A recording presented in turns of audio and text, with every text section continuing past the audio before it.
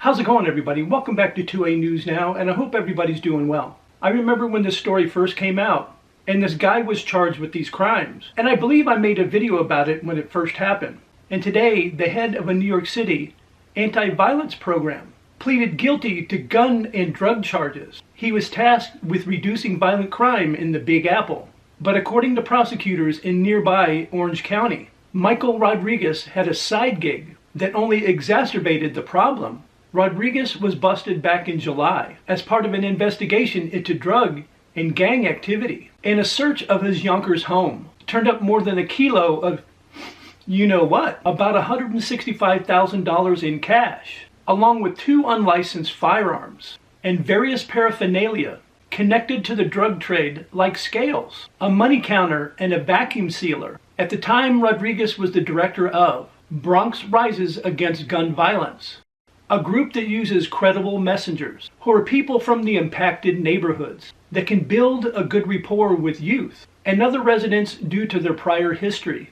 of engaging in activities that expose them to risk of involvement in the justice system. Unfortunately, when you're relying on folks with a criminal past of their own to change hearts and minds, sometimes you discover that they haven't actually left their old life behind. That appears to be the case of Rodriguez, who's now looking at several years in prison for his role in the drug trafficking network. It's appalling that the director of a respected program, which serves to reduce gun violence and help at-risk youth, would himself be a major drug dealer. The members of the community that suffer with addiction are the vulnerable prey to people like Rodriguez, who chose a comfortable life cultivated on the backs and over the bodies of his customers. Under a plea agreement, it's expected that Michael Rodriguez will be sentenced to an aggregate term of 10 years in prison, followed by 5 years post-release supervision when he returns to court January 4th. He also agreed to forfeit a car and $165,000 as proceeds of his crimes. Michael Rodriguez is accused of supplying cocaine to narcotics dealers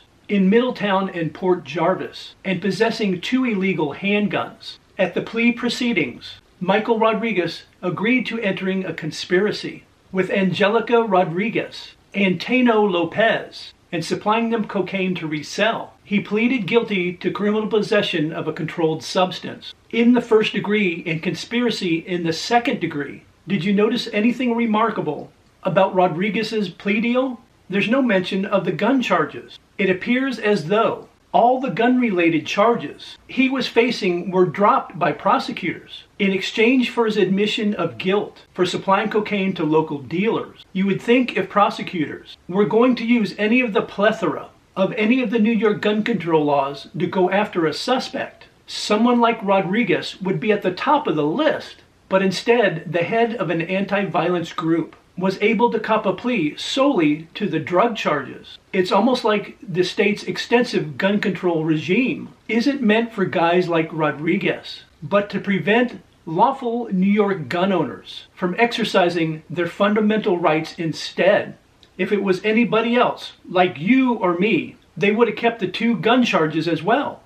And sure, this guy is going to do 10 years, but he'll probably get out on good behavior. But how much more would he have gotten if the gun charges were still in place? Would it have been another 5 years, 10 years? Usually when a case involves guns and drugs at the same time, they put them away for a long time. I would really like to hear your thoughts about this one in the comments section down below. And please don't forget, if you enjoyed this video, or if I gave you some information you didn't know, or if you just want to help the channel out and help it grow, please take just a few seconds of your time to like, share, and subscribe and hit those post notifications. I really would appreciate it. And I invite everybody back to see my next video.